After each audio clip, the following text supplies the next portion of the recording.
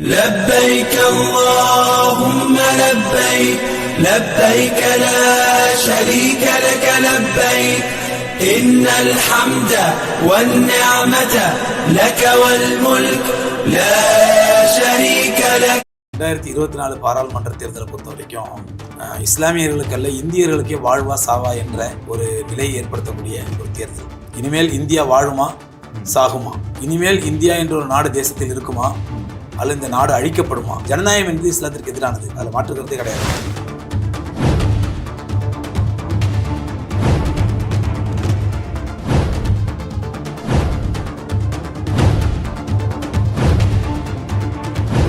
தொகுதியிலையும் India கூட்டணி ஆதரிக்க, திண்டுக்கல்லில் மட்டும் முபாரக்கை ஆதரிங்க. ஏன் சார் அந்த இடம் மட்டும் குறிப்பா சொல்லுங்க? காரணம் என்னன்னு சொன்னா, அவங்க அதிமுக சின்னத்தில் நிற்பது அவர்கள் எடுத்த ஒரு அழகான நிலை. 100% வாய்ப்பு இருக்கிறது, கண்டிப்பா ஜெயிப்பதற்கு 100% வாய்ப்பு இருக்கிறது. கிறுக்குத்தனமா ஒரு மூட நம்பிக்கை மனசுல வச்சுக்கிட்டு முஸ்லீம்கள்டாலே என்னவோ திமுக ஓட்டு போட்டானோ, அல்லாவுடைய 5 கடமையோட திமுக ஓட்டு போடுறது 6வது கடமை. அந்த வாக்குகள் பாதிக்கப்படும்ல அவருக்கு முபாரக்? அந்த வாக்குகள் பாதிக்கப்பட்டாலும் முபாரக் வெற்றி பெற்று விட்டார், பாசித்தத்தை எதிர்க்கிறார் அப்படின்னா நாளைக்கு அரசியல்ல எது வேணா நடக்கலாம். அதிமுக பிஜேபியோட ஒரு கட்டாய நிர்பந்தத்துக்கு பிஜேபியோட இணையறாங்க அப்படின்னா முபாரக்கோட நிலைப்பாடு என்னவா இருக்கும்? அதிமுக நான் ஒன்றும் கிளீன் சீட்டு முத்தலாம் கொடுக்க தயாரா இல்லை. ஒரே ஒரு கூட்ட தொகுதியில் மட்டும் முபாரக் வென்றால்னா அப்போ கொறடாவும் அவர் தான், பாராளுமன்ற குழு தலைவரும் அவர் தான், உறுப்பினர் அவர் தான். யாரை நிர்பந்தப்படுத்த முடியும்? தமுமுகவில் இருக்கக்கூடிய சகோதரர்கள் ஜவாஹர்லாலை போன்றவர்கள் தூய்மைவாதம் பேசிய அளவுக்கு முபாரக் போன்றவர்கள் எஸ்டிபி கட்சியில் பேசியதில்லை. முபாரக்குக்கும் அதிமுக தொடர்பு உறவு எப்படி இருக்கு? அதிமுக காரங்க கையில வச்சு தாங்குறாங்க முபாரக்க. இப்படி வல்ல எல்லாமே சத்தியமா சொல்றேன், இந்த வார்த்தை சொன்னாரு. 2 பேர் 2 வலதுகரை இடதுகரமா நிக்கிறாங்க முபாரக்கு. ஒன்னு திண்டுக்கல் சீனிவாசன், இன்னொரு நத்த விஸ்வநாதன் நிக்கிறாங்க. இந்த தேர்தலிலே முபாரக்கை ஜெயித்தே தீர வேண்டும் என்பதிலே அதிமுக கங்கணம் கட்டி கொண்டு இருக்கிறது. ஜனநாயகத்தில் இறந்ததே ஆறாம் தான். நீங்க ஓட்டுக்கார பணம் கொடுத்தீங்கன்னா அது சாராயம் குடிக்கிறது, பன்றிக்கறி சைடிஷா எடுத்துக்கிற மாதிரி. இஸ்லாமியர்கள் எல்லா கட்சியிலுமே இருக்காங்க. இஸ்லாமியர்களுக்கு தான் நீங்க வாக்களிக்கணும்னு சொல்றீங்க. ஆனா நாம் தமிழர் கட்சியிலும் இஸ்லாமிய வேட்பாளர் நிறுத்திருக்காரு. பிஜேபியோட தேர்தல் அறிக்கை எப்படி இருக்குன்னு உங்களுக்கு தெரியும். ஆனால் காங்கிரஸ் 10 வருஷம் ஆட்சியில் இல்லை. அவங்களுடைய தேர்தல் அறிக்கை காங்கிரஸ்க்கு நான் ரொம்ப கிளீன் சீட்டு முத்தெல்லாம் கொடுக்க தயாரா இல்லை. இது ஆர்எஸ்எஸ்னா அது காங்கிரஸ். செத்தாலும் வாயில களிமா வருதா இல்லையோ கலைஞர் வருவார். படிக்காத கூமுட்டை தான் பாசிசம் சப்போர்ட் பண்ணிட்டு இருப்பான். படித்த பண்பாளர்கள் கண்டிப்பா பாசிசத்தை எதிர்ப்பார்கள். பாசிசத்தை எதிர்ப்பதற்கு திண்டுக்கல் மக்களுக்கு கிடைத்த மிகப்பெரிய ஆயுதம் முபாரக். எந்த முஸ்லிமா திண்டுக்கல் முஸ்லிமாவது முபாரக்கு ஓட்டு போட தவறிவிட்டார்கள் என்றால் அவர்கள் எலெக்ஷனுக்கு பிறகு ஜூன் 4ஆம் தேதிக்கு பிறகு வருத்தப்படுவார்கள்.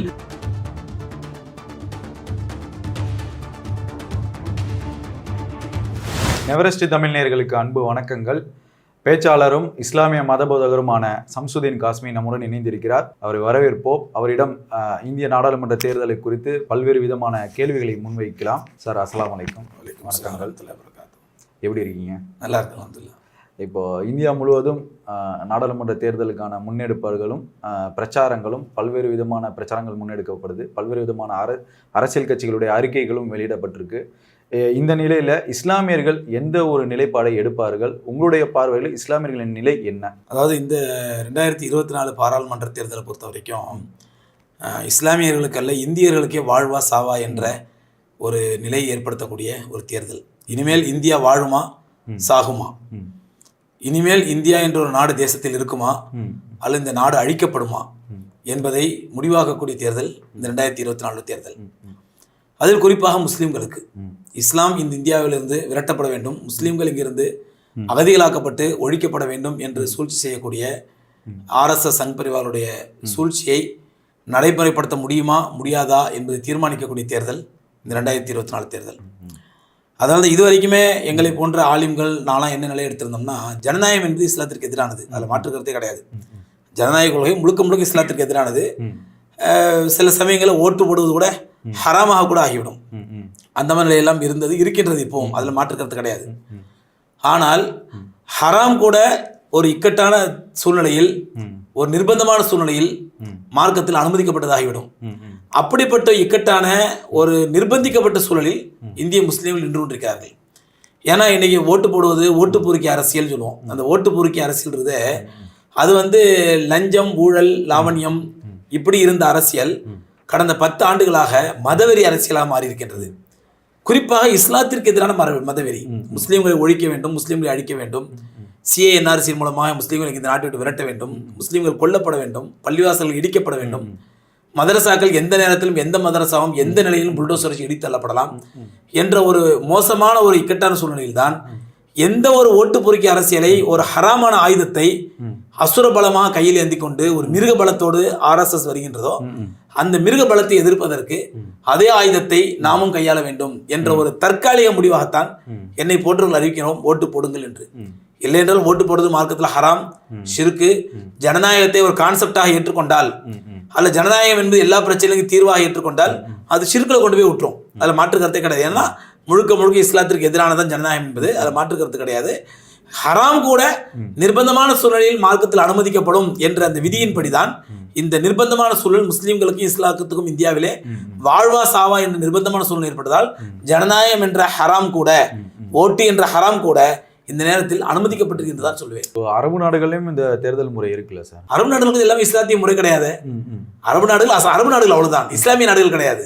அதனால அரபு நாட்டில் நடக்குது எல்லாமே இஸ்லாமிய முறை, இஸ்லாமிய இதெல்லாம் ஏத்துக்க முடியாது. ஹராமா இருந்துச்சுன்னா அங்கே ஹராம் தான், மாற்றுக்கருத்து கிடையாது.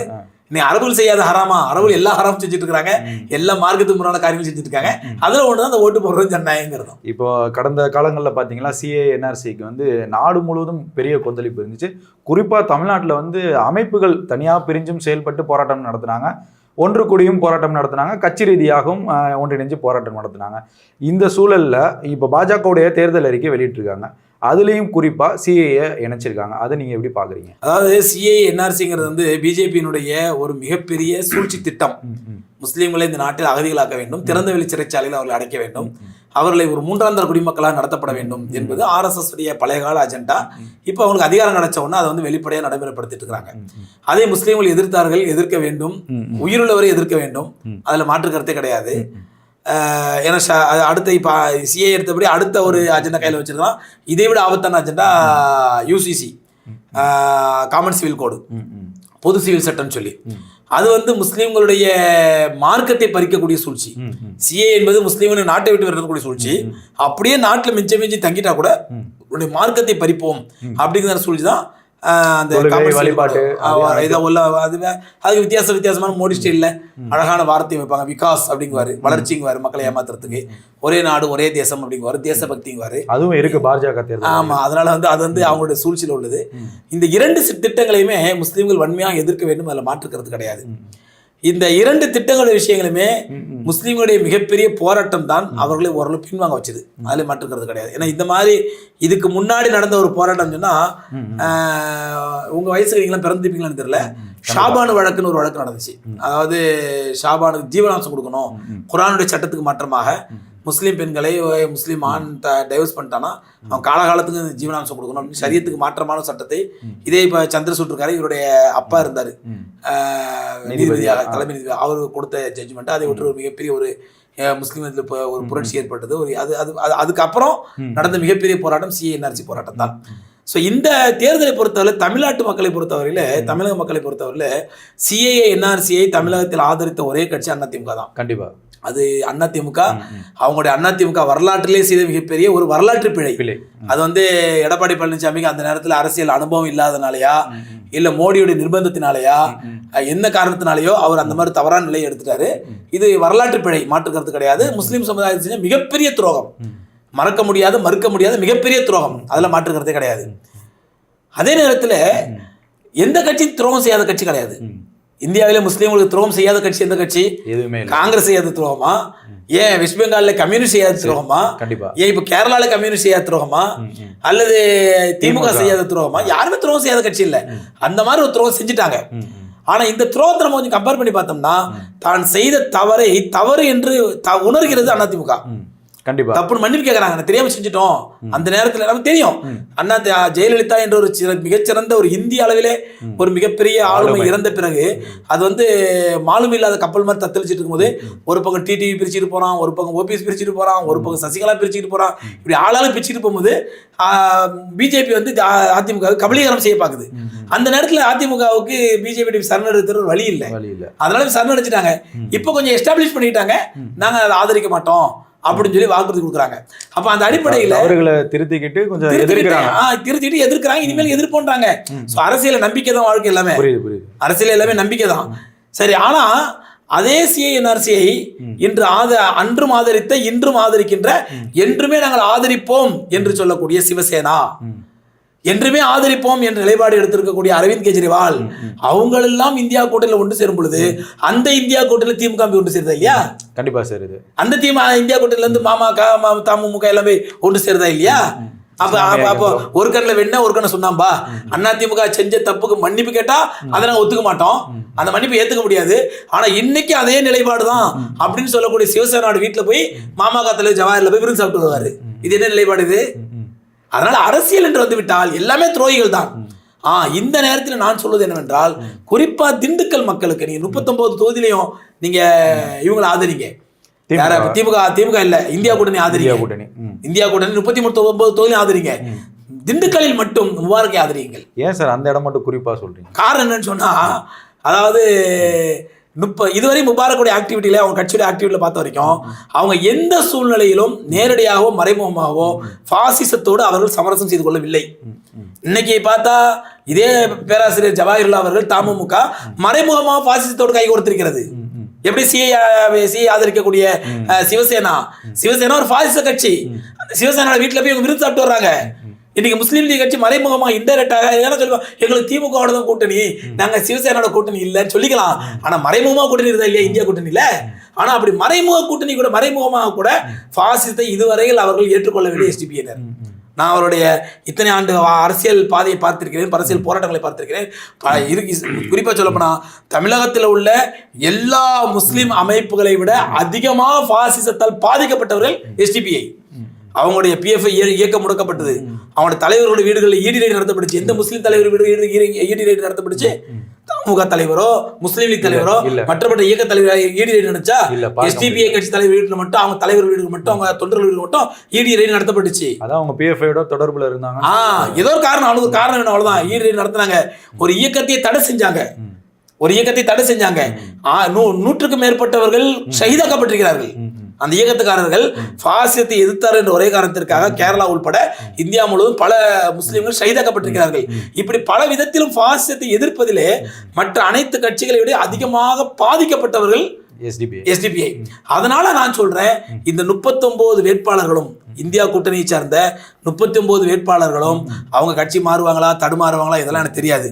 ஆனா இந்த ஒரு வார்த்தை சொல்ல முடியும், இந்த 39 பேரும் எதிர்த்து சேர்த்து பாசிசத்தை எவ்வளவு எதிர்ப்பார்களோ அதை விட ஒரு படி கூட தனி ஆளாக நின்று எஸ்டிபிஐ வேட்பாளர் எதிர்ப்பார். ஏன்னா இப்போ திண்டுக்கல்ல இஸ்லாமியர்கள் வாக்கு வாங்கிய தவிர மாற்று மத சகோதரர்களும் இருக்காங்கல்ல, அவங்களை எப்படி நீங்க அண்டர்ஸ்டாண்ட் பண்ணிட்டு இந்த வெற்றி வாய்ப்பை சொல்றீங்க? சோ நான் ஒரு நிமிஷம் இருந்து, அவங்க அதிமுக சின்னத்தில் நிற்பது அவர்கள் எடுத்த ஒரு அழகான நிலை, சாதுரியமான நிலை, அறிவுபூர்வமான நிலை. நான் சொல்லுவேன், ரெட்டை சின்னத்தில் நிற்கிறது இப்ப அவங்க ஸ்டாண்ட் எடுத்தது சும்மா வீராவை பேசிக்கிட்டு நாங்கள் தனி சின்ன நின்று மக்கள்கிட்ட ஒன்றும் நின்று பேரை கெடுக்கிறத விட அவங்க ரெட்டை சின்னத்தில் நிற்கிறதுனால இன்றைக்கு வெற்றி வாய்ப்புக்கு 99% வாய்ப்பு இருக்கிறது. இன்னும் 2 நாட்களில் அந்த 1% கைகூடிவிடும். 100% வாய்ப்பு இருக்கிறது. கண்டிப்பா ஜெயிப்பதற்கு 100% வாய்ப்பு இருக்கிறது முபாரக் ஜெயிப்பதற்கு. ஏன்னா அவங்க நிக்கிறது ரெட்டை சின்னத்துல. ரெட்டை இலைக்குன்னு சொல்லி அங்க ஆல்ரெடி பாத்தீங்கன்னா 6 தொகுதியில 3 தொகுதி அதிமுக தொகுதி, சட்டமன்ற தொகுதியில. அதனால அதிமுகவுன்னு ஒரு பெரிய அங்க ஓட்டு வங்கி இருக்குது. அந்த ஓட்டு வங்கியும் சேர்ந்து முஸ்லிம்களும் அந்த ஒரு அறிவுபூர்வமா கிறுக்குத்தனமா ஒரு மூட நம்பிக்கை மனசுல வச்சுக்கிட்டு முஸ்லிம்கள்டாலே என்னவோ திமுக ஓட்டு போட்டானோ, அல்லாவுடைய 5 கடமையோட திமுக ஓட்டு போடுறது 6வது கடமை. கடந்த வெள்ளிக்கிழமையில சில ஜமாத்துகள்ல முடிவு பண்ணி கூட திமுகவுக்கு வாக்களிக்கணும் சொல்றாங்க. ஜமாத்துகள் முடிவு பண்ணிட்டு போட்டோம், பொதுமக்கள் அதே போல மக்கள் இஸ்லாமிய ஜமாத்துகள் என்ன முடிவு பண்ணிட்டு போட்டோம். அவனுக்கு 1000 நிர்பந்தம் இருக்கும். அவன் வக்போர்ட்ல பிரச்சனை இருக்கும், வக்போர்ட்ல கேஸ் நடக்கும், அவனுக்கு ஆளுங்கட்சியில சப்போர்ட் தேவைப்படும், பல பிரச்சனைகள் இருக்கும். அந்த வாக்குகள் பாதிக்கப்படும்ல அவருக்கு முபாரக். அந்த வாக்குகள் பாதிக்கப்பட்டாலும் ஜமாத்துகள் இந்த மாதிரி ஒரு தப்பான முடிவு எடுக்கும் பொழுது அதை பொதுமக்கள் கட்டுப்பட மாட்டாங்க. பொதுமக்கள் அப்படின்னு எந்த மார்க்கத்திலையும் ஜமாத் இருக்கிற முடிவுக்கு பொதுமக்கள் தான் போய் ஓட்டு போடணும் அப்படி எந்த கம்பல்சரி கிடையாது. பொதுமக்கள் இறைவன் அறிவு கொடுத்த அறிவு இருக்குது. அந்த அறிவுபூர்வமா யோசிப்பாங்க. இது ஒரு ஜெயிக்கக்கூடிய வேட்பாளர் முபாரக்கு நான் ஓட்டு போட்டு எப்படி பேசுறாங்க அப்படின்னா, இந்தியா கூட்டணிக்கு பொதுவா ஆதரிக்கணும், அப்பதான் ஆட்சி மாற்றம் மத்தியில வரும்னு பேசப்படுது. 39 தொகுதியில் இந்தியா கூட்டணி ஆதரிங்க. நான் சொல்ற நிலைப்பாடு அதுதான். நீங்க இந்த இந்தியா கூட்டணி விட்டுட்டு அதிமுக ஓட்டு போட சொல்ல வரல. 39 தொகுதியில் இந்தியா கூட்டணி ஆதரிங்க. ஏன்னா இந்தியா கூட்டணி வலுப்படுத்துவதுதான் இந்திய முஸ்லீம்களுடைய முக்கியமான பொறுப்பு இது. அதனால இந்தியா கூட்டணி வாக்களிங்கள், தேர்ந்தெடுங்கள். இந்த ஒரு தொகுதியில் மட்டும் முபாரக்கை தேர்ந்தெடுங்கள். காரணம், இந்த 39 பேரும் சேர்ந்து பாசிசத்தை எதிர்க்கும் அளவுக்கு தனிநபரா என்று முபாரக் எதிர்ப்பார். இங்க நோக்கம் பாசிசத்தை எதிர்ப்பதாக தவிர இது அதிமுகவா, ரெட்டை இலையா, எடப்பாடியாங்கிற பிரச்சனை அல்ல. பாசிசத்தை எதிர்க்க வேண்டும். இல்ல உங்களுடைய வாதத்திலே வைக்கலாம் சார். இப்ப நீங்க பாசிசத்தை அவர் எதிர்க்கிறார், முபாரக் வெற்றி பெற்று விட்டார், பாசிசத்தை எதிர்க்கிறார் அப்படின்னா நாளைக்கு அரசியல்ல எது வேணா நடக்கலாம். அதிமுக பிஜேபியோட ஒரு கட்டாய நிர்பந்தத்துக்கு பிஜேபியோட இணையறாங்க அப்படின்னா முபாரக்குடைய நிலைப்பாடு என்னவா இருக்கும்? இல்ல நான் ரெண்டு விதமா பதில் சொல்றேன். ஒண்ணு வந்து அதிமுக ஏற்கனவே அடி வாங்கி திருந்திருக்குது. சிஏஏ என்ஆர்சிக்கு நம்ம வந்து அளதூர் கொடுத்ததுனால இங்க எவ்வளவு பெரிய இழப்பை சந்திச்சோம். நேத்து ஜெயக்குமார் பேட்டி கொடுத்திருக்காரு. நான் ராஜா மாதிரி 25 வருஷமா முடிசூடா மன்னனா இருந்தவன். நேற்று உண்மையை சொல்லியிருக்காரு. 25 வருஷமா ராயபுரம் தொகுதியில முடிசூடா மன்னனா திகழ்ந்தவன். தோல்விங்கிறது என் கண்ணில் கூட பார்த்தது கிடையாது. அப்படிப்பட்ட நான் 2 தேர்தலில் போன பாராளுமன்ற தேர்தலும் சட்டமன்ற தேர்தலும் தோத்தன்னு சொன்னா அதற்கு காரணம் முஸ்லீம்களுடைய ஓட்டு தான். அதுக்கு நாங்க செஞ்ச மிகப்பெரிய தப்பு பிஜேபியை ஆதரிச்சதான். இவ்வளவு அழுத்தம் திருத்தமா பேசுறவங்க மறுபடியும் எப்படி போய் சேருவாங்கன்றீங்க? ஏதாவது ஒரு கட்டாய சூழல், ஒரு இடி ரைடு அந்த மாதிரி ஒரு மிரட்டல் உருட்டல் இருந்துச்சு. பெரிய மிரட்டலாம் வந்துருது அவங்களுக்கு. இருந்தாலும் நீங்க சொல்ற மாதிரி அதிமுக நான் ஒன்னும் கிளீன் சீட் முத்தலாம் கொடுக்க தயாரா இல்ல. அரசியல் கட்சி தான். ஆனா ஒண்ணு சொல்லுவேன் என்னன்னு சொன்னா, என்னோட நிலைப்பாடுபடி 39 தொகுதியிலும் திமுக வெற்றி பெற்று விட்டு, சாரி இந்தியா கூட்டணி வெற்றி பெற்று விட்டு ஒரே ஒரு கூட்ட தொகுதியில் மட்டும் முபாரக் வென்றால்னா அப்போ கொறடாவும் அவர் தான், பாராளுமன்ற குழு தலைவரும் அவர் தான், உறுப்பினரும் அவர் தான். யாரை நிர்பந்தப்படுத்த முடியும்? அவர் எடுக்கிற நிலைதான். மிஞ்சி போனா என்ன பண்ண முடியும்? கட்சியின் கட்டளை மீறி விட்டார் என்று கட்சியில இருந்து நீக்க முடியுமே தவிர பாராளுமன்றத்தில் அவர் நீக்க முடியாது, எம்பியா நீக்க முடியாது. அதுக்கு உதாரணம், கடந்த முறை ஓபிஎஸ் மகன் நின்றாரு. ஓபிஎஸ் மகன் தனி ஆளா நின்றாரு. அவர் அதிமுக ஜெயிச்சவர் தான். என்ன பண்ண முடியுது? கட்சியில தான் நிக்கிறாங்களே தவிர ஓபிஎஸோட சேர்த்து பாராளுமன்ற பதவி போச்சு அவருக்கு. அதனாலதான் சொல்றேன், இந்த விப்பு கட்டளையிட்டா கட்டுப்பட்டாகணும், கொறடா கட்டுப்படா, இதெல்லாம் வந்து இந்த முபாரக் மீது காழ்ப்புணர்ச்சி கொண்டவர்கள் செய்யக்கூடிய ஒரு அவதூறு பிரச்சாரம். நான் சொல்ற நிலைப்பாடுபடி 39 தொகுதிகளிலும் இந்தியா கூட்டணி வெல்லட்டும். ஒரே ஒரு தொகுதியில முபாரக் வென்றார்னா அவர் தான் கொறடா, அவர் தான் விப்பு, அவர் தான் மெம்பர், அவர் தான் தலைவர், எல்லாமே அவர் தான். அப்ப அவருக்கு எப்படி பாராளுமன்ற பதவி போகும்? அதனால அது வாய்ப்பே கிடையாது. இப்போ இந்த பிரச்சாரங்கள்ல வந்து பல வீடியோக்கள்லாம் வெளியே வருது. சில இஸ்லாமிய வாட்ஸ்அப் குரூப், ஃபேஸ்புக்ல எல்லாம் பாத்தீங்கன்னா முபாரக் வந்து பொட்டு வைக்கிறாரு, கையெடுத்து கும்புறாரு, இது இஸ்லாமிய வழிமுறைக்கு எதிரானது, இந்த மாதிரிலாம் ஷேர் பண்றாங்களே, இதை எப்படி? இதெல்லாம் உளுத்து போன வாதம். என்னன்னு சொன்னா, இதுக்கு முன்னாடி இஸ்லாமிய தூயவாதம் பேசியவர்கள், இஸ்லாத்துல கையெடுத்து கொடுப்பது ஹராம், ஆனா திமுக பண்ணலாம், பேண்டு வாத்தியம் பண்றது ஹராம், பட்டாசு வெடிக்கிறது ஹராம், மாலை போடுறது ஹராம் என்றெல்லாம் பேசியவர்கள் தான் நம்முடைய இந்த சகாக்கள். இந்த தமுக எல்லாம் தௌஹீதுல வந்தவங்க தானே, இதெல்லாம் வாய்களே பேசினவங்க தான்.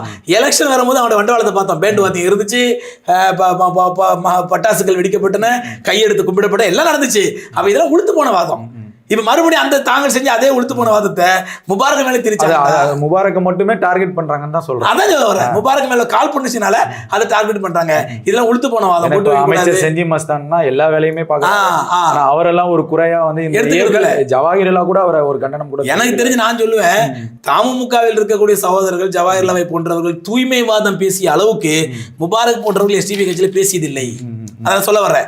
இவங்க தூய்மைவாதம் பேசுனதுக்கு அது கூடாது, இது கூடாது, அது ஹராம், இது ஹராம்னு பேசுறவங்க அந்த அளவுக்கு அவர் பேசுறது கிடையாது. அவங்க புரிஞ்சுக்கிட்டாங்க, இது சாக்கடை அரசியல், காலை வச்சா சாக்கடை நடத்தான் செய்யும், அப்படி புரிஞ்சுட்டு அவங்க அரசியல் பண்றாங்க. சோ அதனால இதெல்லாம் உளுத்து போன வாதம். பொட்டு வைக்கிறாரு, கை எடுத்து கும்புறாரு, இதெல்லாம் உளுத்து போன வாதம். இப்ப இந்த முபாரக்குக்கும் அதிமுகவுக்கும் தொடர்பு, உறவு எப்படி இருக்கு? அது நான் கேள்விப்பட்ட வரைக்கும் என்ன அப்படின்னு சொன்னா, திமுக சில இடங்கள்ல வந்து திமுக காங்கிரஸ் நிக்கக்கூடிய இடங்கள்ல திமுகவே உட்கட்சி பூசலும், அந்த மாதிரி துரோகத்துக்கு தமிழகத்துல முதல் பெயர் பெற்றவர்கள் திமுகவினர். கூட்டணி கட்சியை தோக்கடிப்பாங்க, காலை வாருவாங்க. இதே திமுக வேலூர் தொகுதியில முஸ்லீம் லீகை தோக்கடித்தது. தங்கள் கூட்டணியில் இருக்கக்கூடிய முஸ்லீம் லீகை தோற்கடித்தது. யாருக்காரு துரைமுருகனுக்காண்டி, துரைமுருகன் மீறிய தொகுதி கொடுத்துறான்னு சொல்லி என்ன தொகுதி, அந்த தொகுதி என்ன மீறிய தொகுதி பார்க்கலாம் அப்படின்னு சொல்லிட்டு தோற்கடிச்சார் துரைமுருகன். அந்த மாதிரி நடந்திருக்குது. ஆனால் இந்த முறை முபாரக்கை பொறுத்தவரையில நான் திண்டுக்கல் மக்கள்கிட்ட யாரை பார்த்தாலும் கேட்டுட்டு இருக்கிறேன். அங்கேயே சொல்லக்கூடிய தகவல், 2 பேர் 2 வலதுகரை இடதுகரமா நிக்கிறாங்க முபாரக்கு. ஒன்னு திண்டுக்கல் சீனிவாசன், இன்னொரு நத்த விஸ்வநாதன் நிக்கிறாங்க. ஒருத்தர் சொன்னார், இப்படி சொன்னாரு, அண்ணா திமுக கையில வச்சு தாங்குறாங்க முபாரக்க. இப்படி வல்ல அல்லா மேல சத்தியமா சொல்றேன், இந்த வார்த்தை சொன்னாரு. அண்ணா திமுக காரங்க முபாரக்கு கையில வச்சு தாங்குறாங்க, அப்படி கூடவே போறாங்க. காரணம் மேலிட உத்தரவு. அவங்களுக்கு என்னன்னா ஒரு நிர்பந்தம். ஏன்னா முஸ்லீமுடைய வாக்குகளை போன எலெக்ஷன்ல கடுமையாக இழந்துட்டாங்க. அதனால அவங்களுக்கு நிர்பந்தம் என்னன்னா இந்த தொகுதியில் ஒரு முஸ்லீமை கண்டிப்பா ஜெயிக்க வச்சு காட்டி எப்படியா முஸ்லீமுடைய ஆதரவை நான் மறுபடியும் பெற வேண்டும் அப்படின்னு அவங்களுக்கு வைராக்கியம். எடப்பாடியும் விடாம அவங்களுக்கு வைராக்கியம். எதிர்த்தரப்புல என்ன வைராக்கியம்னா ஒரு கால் முபாரக் ஜெயிச்சுட்டாருன்னா இந்த 2 அடிமைகளையும் தளவுக்கு ஆரம்பிச்சிருவாங்க. எந்த 2 அடிமைகளும் முஸ்லீம் லீக்கும் தமுகவும் திமுக சிறுபான்மை அணியா இருக்கிறாங்க. இவங்க நம்ம கொடுக்கறத வாங்கிட்டு குடும்பசாமி பொதுசாமி இருக்கிறாங்க. இந்த நிலை மாறி பாத்தீங்களா, அவங்க பாத்தீங்களா ஒரு எம்பி கூட ஜெயிக்க வச்சுட்டாங்க.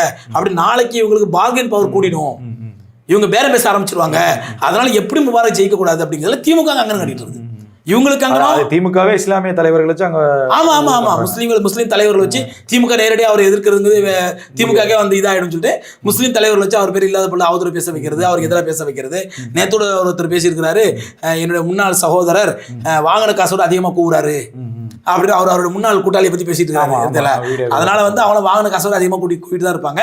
ஆனா ஒண்ணு மட்டும் உண்மை, இந்த தேர்தலிலே முபாரக்கை ஜெயித்தே தீர வேண்டும் என்பதிலே அதிமுக கங்கணம் கட்டி கொண்டிருக்கிறது. அதை நம்ம பாக்குறோம்.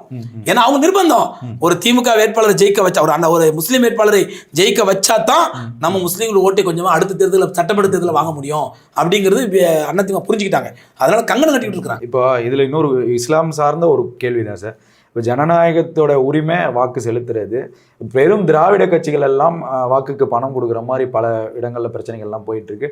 அது தலைமுறையாக நடந்துட்டு இருக்கு. இப்போ இந்த இடத்துல முபாரக் எப்படி வாக்குக்கு பணம் கொடுக்காமல் வெற்றி பெறுவாரா, அவருடைய நிலைப்பாடு எப்படி இருக்கும்? தவறா? ஆரம்பத்திலே சொல்லிட்டேன், ஜனநாயகம் வந்து இஸ்லாத்திற்கு எதிரானது. இது எப்படின்னு சொன்னா, பன்றிக்கறி சாராயம் குடிக்கிறது ஹராமு, அது சைட் டிஷ்ஷா பன்றிக்கறி தொட்டுக்கிட்டா அந்த மாதிரி இது ஜனநாயகத்தில் இறந்ததே ஹராம் தான். நீங்க ஓட்டுக்கார பணம் கொடுத்தீங்கன்னா அது சாராயம் குடிக்கிறது பன்றிக்கறி சைட் டிஷ்ஷா எடுத்துக்கிற மாதிரி ரெண்டுமே ஹராம் தான். அதுல மாற்று கருத்து கிடையாது. யார் முபாரக் செஞ்சானா கபாரக் செஞ்சா யார் செஞ்சா யார் செஞ்சாலும் ஹராம் தான். அதுல மாற்று கருத்து கிடையாது. இப்போ இஸ்லாமியர்கள் வந்து எல்லா கட்சியிலுமே இருக்காங்க. இஸ்லாமியர்களுக்கு தான் நீங்க வாக்களிக்கணும்னு சொல்றீங்க. ஆனா நாம் தமிழர் கட்சியிலும் இஸ்லாமிய வேட்பாளர் நிறுத்திருக்காரு. அதுல உங்களோட நிலைப்பாடு என்ன? சொல்றேன், அதாவது நான் இன்னொன்னு சொல்லுவேங்க, என்னண்டா 2 விஷயம். ஒண்ணு வந்து நாம் தமிழர் கட்சிகள்ல வந்து முஸ்லீம்கள் நிறுத்திருக்காங்கன்னா, நாம் தமிழர் சீமானுடைய விஷயத்துல வந்து எல்லா முஸ்லீம்களுக்குமே ஒரு சந்தேகம் இருக்குது. இவர் பிஜேபியுடைய பி டீமா இருப்பார். காரணம் என்னக்கா, அவருடைய பேச்சுகள் அந்த மாதிரி அறிவிக்குது. வேற எல்லாம் முஸ்லீம்களாம் வந்து சைத்தானின் பிள்ளையா மாறிட்டாங்க. அப்ப உனக்கு ஓட்டு போடாட்ட எல்லாம் சைத்தான், உனக்கு ஓட்டு போட்டா எல்லாம் மலக்கு அவுளியாக்கள் அப்படிங்கிற மாதிரி கிறுக்குத்தனமா வளரணும்.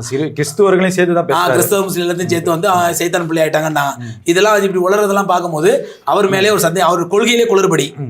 அதனால முஸ்லீம் கண்டிப்பா நாம் தமிழர் கிட்ட போக மாட்டாங்க. 2வது இல்ல நிக்கிற வேட்பாளர் ரொம்ப தகவல் வேட்பாளர், அந்த அம்மா புர்காலாம் போட்டு நிக்கிறாங்க, ஸ்கார்ஃப்லாம் போட்டு நிக்கிறாங்க, அதுக்காண்டி ஓட்டு போடுறாண்டா. எந்த ஒரு மனிதனுமே தான் ஓட்டை ஜெயிக்கிறவனு தான் போட நினைப்பான தவிர தோக்கணும்னு போட நினைக்க மாட்டான். அதனால வந்து நாம் தமிழர் கட்சி வேட்பாளர் கண்டிப்பா தோக்குற வேட்பாளர்கள் அவங்களுக்கு யாரும் போட்டு வீணாக்க மாட்டாங்க. முபாரக் கூட என்னன்னு நான் சொல்லுவேன்னா, இதே முபாரக் வந்து அதிமுகவுடைய கூட்டணியா நிற்கவில்லை என்றால், அதிமுகவுடைய சின்னத்தில் நிற்கவில்லை என்றால், அல்லது இவங்க சுயேட்சையா நின்றிருந்தால் நானே வாய்மொழி கம்முன்னு இருந்திருப்பேன், யாருக்குன்னா ஓட்டு போக மாட்டேன். இப்ப இங்க முபாரக் ஜெயிப்பதற்கு 199% வாய்ப்பு இருக்கிறது. இந்த 2 நாள் அது 100% ஆயிடும்.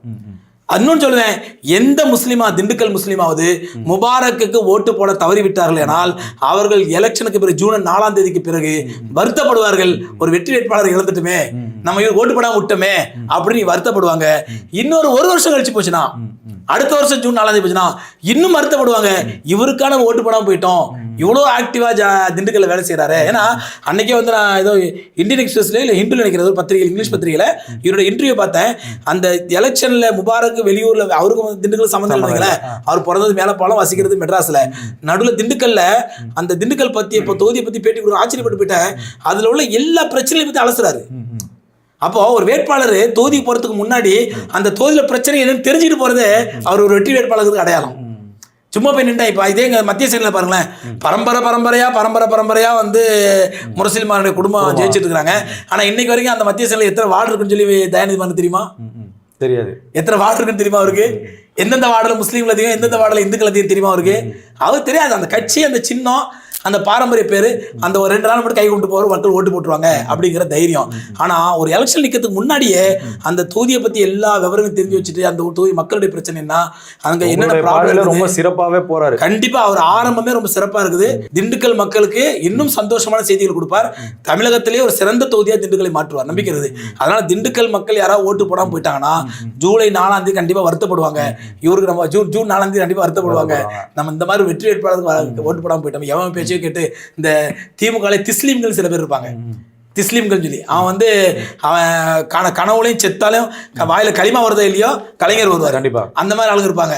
அவங்க பேச்சை கேட்டு நம்ம இவருக்கு ஓட்டு போட்டுமே அப்படின்னு சொல்லி வருத்தப்படுவாங்க. இல்லைன்னா பொதுமக்கள் தெளிவாக முடிவெடுக்கணும்.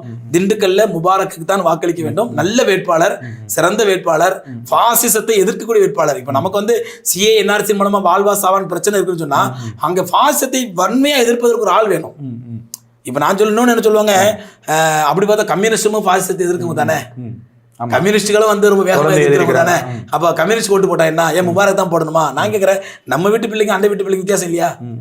முபாரக் நம்ம வீட்டு பிள்ளை, கம்யூனிஸ்ட் அந்த வீட்டு பிள்ளை. அதனால நீங்க நம்ம வீட்டு பிள்ளைக்கு ஓட்டு போடுங்க, சொந்த பிள்ளைக்கு ஓட்டு போடுங்க அப்படின்னு தான் முஸ்லீம்களுக்கு சொல்லுவேன். அங்குள்ள மற்ற மக்களுக்கு என்ன சொல்றேன்னு சொன்னா, கம்யூனிஸ்ட் அதான் நான் சொன்னேன், 39 வேட்பாளர்களும் பாசிசத்தை எதிர்ப்பதை விட முபாரக் தனிநாள் என்று எதிர்ப்பார். இப்ப நடுநிலையா சில இஸ்லாமிய மக்கள் இருக்காங்கல்ல, அவங்க எஸ்டிபி வேட்பாளரை ஏன் ஆதரிக்கணும்னு ஏதாவது அதாவது ஒண்ணு நீங்க அரசியல் திமுகவும் வேணாப்பா அதிமுகவும் வேணாப்பா அப்படி சில பேர் திண்டுக்கல்ல இருப்பாங்கல்ல, நடுநிலையா நல்ல படித்த கல்வியாளர்கள் அந்த மாதிரி படித்த கல்வியாளர்கள் அவர்கள் எவ்வளவு உறுதுணையா இருக்கணும்னு நினைக்கிறேன். அதான் சொல்லுவேன், படித்த கல்வியாளர்களா இருந்தால் கண்டிப்பாக அவர் பாசிசத்தை எதிர்ப்பவர்களா தான் இருப்பார்கள். கண்டிப்பா படிக்காத கூமுட்டை தான் பாசிசத்தை சப்போர்ட் பண்ணிட்டு இருப்பான். படித்த பண்பாளர்கள் கண்டிப்பா பாசிசத்தை எதிர்ப்பார்கள். பாசிசத்தை எதிர்ப்பதற்கு திண்டுக்கல் மக்களுக்கு கிடைத்த மிகப்பெரிய ஆயுதம் முபாரக். ஏன்னா அவங்க மக்கள் அந்த வீடியோவை பார்ப்பாங்க, அந்த மக்கள் முபாரக்கு எவ்வளவு உறுதுணையா இருக்கணும்னு நினைக்கிறேன். கண்டிப்பா யாரா இருந்தாலும் பாசிசத்தை எதிர்த்தாகணும். பாசிசத்தை எதிர்ப்பதற்கு முபாரக் ரொம்ப தகுதியான ஆள். அதான் நான் சொல்லுவேன். ஏன்னா இது நாள் வரைக்கும் அவங்க எந்த விதத்துல நேரடியாக மறைமுகமாக பாசிசத்தோடு எந்த விதத்துல சமரசம் பண்ணது கிடையாது. வெறும் இந்த சிஏ என்ஆர்சியை வச்சுட்டு திமுக குறை சொல்லிட்டு அதுல திமுக சின்னத்துல அண்ணா திமுக குறை சொல்லிட்டு அண்ணா திமுக சின்னத்துல நிக்கிறாருன்னு சொன்னா, அப்படி வந்து சிவசேனா இன்னைக்கு ஆதரிச்சிட்டு அவங்களோட கூட்டணி அடிச்சிருக்கீங்க. இப்போ அரவிந்த் கெஜ்ரிவால் இன்னைக்கு வரைக்கும் சிஐ சப்போர்ட்டா இருக்காரு, அவரோட போய் கூட்டணி வச்சுக்கிறீங்க. அப்ப இவர் மட்டும் கசக்குதா? அதனால இதெல்லாம் சந்தர்ப்பவாதங்கள். இது நம்ம பெருசா எடுத்துக்க வேண்டியதுல கொஞ்சம் அறிவுபூர்வமா யோசிச்சோம்னா, பாசிசத்தை எதிர்ப்பதற்கு மிகப்பெரிய ஒரு ஆயுதம் முபாரக். அவர் முபாரக்க பாசிசத்தை வீழ்த்த வேண்டும் நினைப்பவர்கள் கண்டிப்பா முபாரக் ஆதரிக்கணும். தங்களுடைய திண்டுக்கல் தொகுதி வளர்ச்சி அடைய வேண்டும் என்று ஆசைப்படுபவர்கள் முபாரக் ஆதரிக்கணும். இன்னொன்னு நான் சொல்வேன், அவருக்காண்டி அல்லாஹ்வோட துஆவும் செய்கிறேன், அவர் மாறாம இருக்கணும். இன்ஷா அல்லாஹ் அவர் ஒரு நல்ல பாசறையில் பயின்றவர். அதனால லஞ்சம் ஊழல் என்பதும் அவருடைய வாழ்க்கையில் இருக்காது. இனிமேலும் பதவி வந்தாலும் லஞ்சம் ஊழல் இருக்காது என்று நம்பிக்கை வைக்கிறேன். அல்லாஹ்வோட துஆவும் செய்கிறேன், அவர் அந்த மாதிரி இருப்பார் இன்ஷா அல்லாஹ். அதனால உங்கள் தொகுதிக்கு ஒதுக்கப்படும் தொகை முக்கியமாக முழுமையாக தொகுதிக்கு பயன்படுத்தப்படும். நல்ல ஆக்டிவா இருப்பாரு. ரெண்டாவது எஸ்டிபிங்கிறது நல்ல ஊழியர் பலம் கொண்ட ஒரு கட்சி, நல்ல தொண்டர் பலம் கொண்ட ஒரு கட்சி. அதனால அவர் திண்டுக்கல்ல இல்லாட்டா கூட அவங்களோட தொண்டர்களை வச்சு வேலை வாங்குவாரு. அதனால கண்டிப்பா திண்டுக்கல் மக்கள் நல்லதா எல்லா மாவட்டத்தில இருந்தும் அங்க எஸ்டிபி ஊழியர்கள் வேலை செய்யறாங்க. அது தேர்தல் முடிஞ்ச பிறகு அங்க உள்ள மக்களை உருவாக்கி எப்போ மக்களுக்கு சேவை செய்யக்கூடிய மனப்பாடம் உருவாக்கணும். இன்னைக்கு பாக்குறோம், கொரோனாவா இருக்கட்டும் அல்லது வெள்ளமா இருக்கட்டும், எல்லாத்துலயும் முன்னாடி நிக்கிறவங்க எஸ்டிபி கட்சி பண்ணிக்கிறாங்க. இன்னொரு விஷயம் நான் பாக்குறேன், முபாரக்கை பத்தி என்கிட்ட நீங்க ஏதாவது விமர்சனம் பண்ணுங்கன்னா 1 மணி நேரம் விமர்சனம் வைப்பேன் நானு. அவ்வளவு விமர்சனங்கள் இருக்குது முபாரக் மேல. எஸ்டிபி கட்சியை பத்தி விமர்சனம் 2 மணி நேரம் விமர்சனம் பண்ணுவேன். அவ்வளவு விமர்சனம் எஸ்டிபி கட்சி மேல. இப்ப அதெல்லாம் பேசக்கூடிய நேரம் அல்ல. இப்ப நான் பார்ப்பது பாசிசத்தை எதிர்க்க வேண்டும், பாசிசத்தை வீழ்த்த வேண்டும்.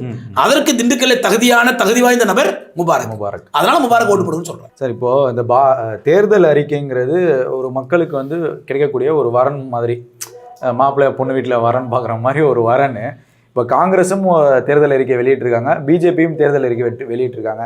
பிஜேபியோட தேர்தல் அறிக்கை எப்படி இருக்குன்னு உங்களுக்கு தெரியும். ஆனால் காங்கிரஸ் 10 வருஷம் ஆட்சியில் இல்லை. அவங்களுடைய தேர்தல் அறிக்கை எப்படி இருக்கணும், ஆனால் இஸ்லாமிய மக்களுக்கு ஆதரவாக ஒரு விஷயம் கூட அதில் இல்லை. அதை நீங்கள் எப்படி பார்க்குறீங்க? நல்லா கவனிக்கணும். இஸ்லாமிய மக்களுக்கு ஆதரவாக அதில் ஒரு விஷயம் கூட இல்லை. ஆனால் மோடி சொன்ன கமெண்ட் என்ன, காங்கிரஸ் அறிக்கையை பார்த்து முஸ்லீம் லீக் அறிக்கை மாதிரி இருக்குது. ஆமா, இதுல இருந்து புரிஞ்சுங்க மோடி இவ்வளவு அழகா அதை விளங்கி வச்சிருக்காரு சொல்லி. நமக்கு புரியல, மோடிக்கு புரிஞ்சிருச்சு. யாருக்கு புரியணுமோ அவருக்கு புரிஞ்சிருச்சு. அவரு சொல்ற முஸ்லீம் லீக் தேர்தல் அறிக்கை மாதிரி இருக்குது அப்படிங்கிறாரு. அதனால முஸ்லீம்களுக்கு நான் ஒண்ணு சொல்லுவேன், காங்கிரஸுக்கு நான் ரொம்ப கிளீன் சீட்டு முத்தெல்லாம் கொடுக்க தயாரா இல்லை. இது ஆர்எஸ்எஸ்னா அது காங்கிரஸ். ஏதோ ராகுல் கொஞ்சம் காங்கிரஸ் புது வருத்தம் பாய்ச்சிறாரு. அதுல அது ஓப்பனா சொல்றாரு, இங்க இருக்கிற ஆர்எஸ் எல்லாம் ஓடி போயிடு, இங்க எனக்கு தேவையில்லை அப்படிங்கிறாரு. அதனால ராகுல் பழைய துரோகங்கள் தொடராது அப்படி நம்பலாமே தவிர மற்றபடி காங்கிரஸ் வந்து ரொம்ப 100% பக்கா ஃபர்ஸ்ட் கிளாஸ் கட்சிலாம் சொல்ல தயாரா இல்லை. இதுக்கு முன்னாடி பிஜேபி செய்யக்கூடிய எல்லா நியாயங்களையும் எல்லா அட்டுழியும் காங்கிரஸ் செஞ்சிருக்குது. ஆனா இப்ப வேற வழி இல்ல, எல்லா கட்சியும் சேர்ந்து கதம்பமா சேர்ந்து நிக்கிறாங்க இந்த பிஜேபி இந்த அசுரனை எதிர்ப்பதற்கு. அந்த நேரத்தில் வழி இல்லாதனால நம்ம காங்கிரஸ் ஆதரிச்சுதான். சரி, இப்ப இந்த இஸ்லாமிய மக்கள் வந்து காலம் காலமா தமிழ்நாட்டில் எப்படி திராவிட கட்சிகளை ஒரு அரவணைச்சு போற மாதிரி இதே சூழல் இருக்கு. இந்த மக்கள் எப்படி விழிப்புணர்வு அடையும் நினைக்கிறேன். சார், இது டாபிக்கே வேற. என்னன்னா நான் என்ன சொல்லுவேன், நிச்சயமா அரசியல் என்பது இந்திய முஸ்லிம்களுக்கு நிரந்தர தீர்வு அல்ல. இந்திய முஸ்லிம்களோட பிரச்சனைகளுக்கு இங்குள்ள அரசியல் தீர்வே அல்ல. ஏன்னா ஜனநாயகத்தின் பேசிக்கே மெஜாரிட்டி மைனாரிட்டி. அந்த மெஜாரிட்டி மைனாரிட்டியை ஆர்எஸ்எஸ் கரெக்டா புரிஞ்சுக்கிட்டான். ஏன்னா நார்த் இந்தியா என்ன சொல்றாங்க, 80 வேணுமா 20 வேணுமா, 80 நாங்க 20 அவன் அப்படின்னு நம்மள சொல்லிட்டு இருக்கானுங்க. அப்படிங்கும் பொழுது ஏதோ இங்குள்ள இந்து சகோதரர்கள் நடுநிலையான சகோதரர்கள் இருக்கிறதுனால பிஜேபியால முழுமையான இந்துத்துவ ஆட்சியை கொண்டு வர முடியலே தவிர மற்றபடி முஸ்லீம்கள் வேட்பாளர் ஜெயிச்சு முஸ்லீம்களா நின்று முஸ்லீம்கள் பார்லிமெண்ட்டுக்கு போய் தான் அப்படிலாம் ஒண்ணுமே கிடையாது. ஒரு மண்ணாங்கட்டி சாதிக்க முடியாது இந்தியாவில அரசியல் ரீதியாக. இது பெருமையான வாக்கு வங்கி கிடைக்காது, நிரூபிக்க முடியும். கிடைக்காது. 20% வச்சு என்ன பண்ண முடியும்? எல்லா வண்டி மேல குதிரை தான், அவன் நம்ம மேல குதிரை வரும், அவன் மேல குதிரை வரும், அப்படிதான் ஓடிக்கிட்டு இப்படிதான் இந்தியா இறுதி வரையும் ஓடிட்டு இருக்கணும். அது எப்போ மாற்றப்படுங்கிற ஒரு மாற்றம் மாறணும்னு சொன்னா அதுக்கு நான் ஒரு முன்னெடுப்பு வைப்பேன். என்னன்னு சொன்னா, நீங்க அரசியல் சொல்லி அரசியலுக்கு பின்னாடி போறதை விட நல்ல படிச்சு பியூரோகிராஸ்ட உருவாக்குங்க. இந்த தமிழ்நாட்டில் நான் என்ன சொல்ல, தமிழ்நாட்டில் நல்ல இறையச்சம் உள்ள தக்குவா உள்ள ஒரு 20 IAS ஆஃபீஸர் இருக்கான்னு வைங்களேன். நல்ல அல்லாஹ்வுக்கு பயந்து இறையாண்மையோட நேர்மையோட 5 பைசா லஞ்சம் வாங்காம ஊழல் வாங்காம சமுதாய உணர்வோடு அல்லாஹ்வுக்கு பயந்து மறுமைக்கு பயந்து ஒரு 20 IAS ஆஃபீஸர் இருந்தாங்கன்னா தமிழ்நாட்டு முதலமைச்சராக நரேந்திர மோடியே வந்து உட்கார்ந்தாலும் கூட இன்ஷால்லா ஆட்சி உமர்றதுனோட ஆட்சி நடக்கும். ஏன் ஒரு 20 IAS ஆஃபீஸர் மீறி மோடி ஏதாவது தீர்மானம் எடுத்துட முடியுமா? முடியாது. முடிவு எடுக்க முடியுமா? அப்படி அதை நான் சொல்றேன். நீங்க ஒவ்வொரு மாநிலத்திலும் இதை பத்தி யோசிங்க. முஸ்லீம்கள் IAS ஆக்குங்க, IPS ஆக்குங்க, அவங்கள மேலடைய செய்யுங்க. அவங்க போய் உட்காந்து ஆட்சி அதிகாரத்தில் உட்காரட்டும். யார் ஆட்சிக்கு வந்தாலும் நம்ம நல்லா இருக்கலாம். அதான் வழியே தவிர நீ 5 வருஷத்துக்கு இருக்க சமுதாய உணர்வு வர்றதும் இந்த பிறகு எலெக்ஷன் முடிஞ்சு எல்லாத்தையும் போட்டு கட்டி சமுதாய உணர்வு சமுதாய அக்கறை எல்லாத்தையும் மூட்டை கட்டி அவன் வேலை பார்க்க ஆரம்பிச்சிடும். அடுத்த 5 வருஷம் 2 வருஷத்துக்கு சட்டமன்ற தேர்தல் வரும்போது மறுபடியும் என்ன வரும்? அதனால அரசியல் ரீதியாக முஸ்லீம்களால இந்தியாவில் ஜெயிக்க முடியாது. இதே நிலைமை தான் நீடிக்கும். அவங்க ஏதாவது நல்லது நடக்கணும் ஜெயிக்கணும்னு சொன்னா 2 தான். ஒன்று தாவாவை கையில் எடுக்கணும். நான் முஸ்லிம்ஸ்க்கு தாவா செய்யணும், கூட்டமா தாவா செய்யணும், நல்ல உறுதியான தாவா செய்யணும். நான் முஸ்லீம்கள் இஸ்லாமிய மார்க்கத்தை ஏற்று செயல்பட வேண்டும். அப்ப இன்ஷால்லா அரசியல் ரீதியாக ஏதாவது நல்ல முடிவு ஏற்படலாம். இவங்க மெஜாரிட்டி ஆயிட்டாங்கடா. அல்லது அரசு ஆட்சி அதிகார பதவிகளிலே நல்ல இறையச்சமுள்ள தக்குவாவுள்ள முஸ்லீம் மாணவர்களை தகுதியின் அடிப்படையில் கொண்டு கரைக்கணும். இந்த ஓட்டு போட்டு ஜனநாயக அடிப்படையில் பெரும்பான்மை சிறுபான்மை இருக்கிற வரைக்கும் முஸ்லீம்களுக்கு ஒன்று நடக்கும். ஏன்னா கடந்த காலங்களில் வந்து தொழில்நுட்பம் இல்லை, டெக்னாலஜி இல்லை. இப்போ நிறைய டெக்னாலஜி வந்துருச்சு, நிறைய சமூக வலைதளங்கள்லாம் மக்கள் பயன்படுறாங்க. இந்த இஸ்லாமிய மக்களும் இஸ்லாமிய சந்ததிகளும் இப்படியே போய்கிட்டே இருந்தா நிலை ரொம்ப மோசமா போயிடும். அதான் சொல்றேன், புரிஞ்சுக்கணும். இன்னும் இந்த இப்போ எனக்கு என்னுடைய பிள்ளைகள் இப்போ அந்த மாதிரி வர சங்கதிகளாவது கொஞ்சம் இதெல்லாம் கட்டுப்படுத்தி கொஞ்சம் சரியான முறையில் பயணிக்கலாம்ல. கண்டிப்பா. அதாவது என்னன்னா அதுதான் முதல்ல அண்டர்ஸ்டாண்டிங், நாலேஜ் வேணுங்க, புரியணும். அதாவது இந்த அரசியல சனியை முடிச்சு அந்த முன்னேற்பாடுகள்லாம் ஜமாத்துல் உலமா சபை எடுக்கலன்னு நினைக்கிறீங்களா நீங்க? சரியா செயல்படல இது வரைக்கும். சரி, இது வரைக்கும் செயல்படல. ஏன் ஜமாத்துல் உலமா மட்டும் சொல்றீங்க? யாருமே செயல்படல. எந்த அரசியல் கட்சி நான் அன்னைக்கு சொல்லுவேன். இதே STPA இருக்கட்டும், தமுக இருக்கட்டும், தௌஹீத் ஜமாத்தா இருக்கட்டும், இல்ல ஜமாத்துல் உலமா இருக்கட்டும், யாரா இருக்கட்டும், இன்னைக்கு தமுக எலெக்ஷனுக்காக தேர்தலுக்காக அரசியலுக்காக செய்த செலவுகள் கோடான கோடி. கண்டிப்பா. STPA எலெக்ஷனுக்காண்டி ஜனநாயகத்துக்காண்டி செய்த செலவுகள் கோடான கோடி. இன்னைக்கு வரைக்கும் அவங்களை சாதிக்க முடியல. ஒன்னு அவனுக்கு அடிமையா இருக்கான், இல்லை இவனுக்கு அடிமையா இருக்கான். இதே செலவை முறையாக செலவு செய்து ஒரு வருஷத்துக்கு உதாரணம் STPA ஆரம்பிச்சு ஒரு 20 வருஷம் இருக்கணும். ஒரு வருஷத்துக்கு ஒரு 3 பேர் IAS ஆகட்டும், தமுக வருஷத்துக்கு 3 பேர் IAS ஆகட்டும். ஏன்னாச்சு இவங்க 3 பேர் இவங்க பேர் 6 பேர். சரியா செஞ்சிருந்தா நேரம் சரியா இருந்திருக்கும் சார். செய்யலையே, இனிமேலாம் செய்வாங்கன்னு பார்ப்போம். உங்களை மாதிரி தான் நான் எதிர்பார்த்துருக்கிறேன். அது காலம் போய்கிட்டே தான் இருக்கு. கண்டிப்பா. அதுக்கு ஒரு வித்திட்ட மாதிரி தான் நான் தமிழகத்தில் ஒரு பெரிய முயற்சி எடுத்தேன். அதாவது முஸ்லீம்களால IAS அகாடமி நடத்த முடியும், அது ஒரு ஆலிமா நடத்த முடியும், நீங்க உறுதுணையா இருப்பீங்க அப்படின்னு சொல்லி அது வந்து நான் நடத்தி காட்டினேன். அதுல சக்சஸ் காட்டுச்சு. மீடியாக்கள் பூரா பெரிய பிளாஷ் பண்ணாங்க. ஆனா என்னாச்சு, உளவுத்துறை கண்ணில் ஊத்திருச்சு. என்னடா எல்லாம் ஆர்ப்பாட்டம் ஊரில் நடத்திட்டு இருக்காங்க, இவன் IAS உட்கார வைக்கிறானே அப்படின்னு சொல்லி உளவுத்துறை கண்ணை ஊத்திருச்சு. நம்ம கூடவே இருந்த கருங்காலிகளை கையில எடுத்தானுங்க. எடுத்து எல்லாம் ஒண்ணு சேர்ந்து நம்ம சமுதாயத்தில் கருங்காலிகளும் உளவுத்துறை கைகோர்த்து கொண்டு அந்த IAS அகாடமி நாசமாக்கிட்டாங்க, என்னையும் நாசமாக்கிட்டாங்க. இப்போ இந்த தேர்தல் மத்தியில் வந்து பேசக்கூடிய ஒரு விஷயம் என்னன்னா, இஸ்லாமிய தலைவர்களும் இஸ்லாமிய இயக்கங்களும் நிறைய குழப்பங்களும் நம்ம மக்களுக்கு ஏற்படுத்துறாங்க. அவங்களுக்கு நீங்க என்ன சொல்ல விரும்புறீங்க? முதல்ல குழப்பம் ஏற்படுறது இஸ்லாமிய தலைவர்களே இல்லை, அதை புரிஞ்சுக்கணும் முஸ்லீம் மக்கள். உங்களை யார் குழப்புறானா அவன் முஸ்லீம் தலைவனே இல்லை. நீங்க அல்லாஹ் புரியுற அறிவை கொடுத்துருக்கான். யார் யதார்த்தமா ஹக்க சத்தியத்தை சொல்றான், யார் வந்து அவன் சுயநலத்துக்கு ஏற்ற மாதிரி மாறி மாறி பேசுறான் அப்படிங்கிறது இஸ்லாமிய மக்கள் புரிஞ்சுக்கணும். அதுக்கு இஸ்லாமிய அறிவு வேணும். முஸ்லீம் மக்களுக்கு இஸ்லாமிய அறிவு வேணும், குர்ஆன் ஹதீஸுடைய போதனை வேணும், ரசூலுல்லாஹ்வுடைய வழிகாட்டுதல் வேணும். இதெல்லாம் புரிஞ்சுக்கணும். இதெல்லாம் புரிஞ்சு இஸ்லாமிய மக்கள் தீன்தாரி மக்களா இருந்தா அல்லாஹ் அவங்களுக்கு தீனை கொடுக்கறதோட அறிவையும் கொடுப்பான். அந்த அறிவை வச்சு அவங்க புரிஞ்சுப்பாங்க. அந்த அறிவை வைத்து புரிஞ்சு முஸ்லீம் மக்கள் புரிஞ்சுக்கிட்டாங்கன்னா இந்த குழப்பக்கூடிய இஸ்லாமிய தலைவர்கள்லாம் காணப்படுவாங்க. பல்வேறு விதமான கேள்விகளுக்கு அழகான முறையில் பதில் சொன்னீங்க. மீண்டும் இன்னொரு நிகழ்ச்சியில் சந்திக்கலாம். இன்ஷா அல்லாஹ்.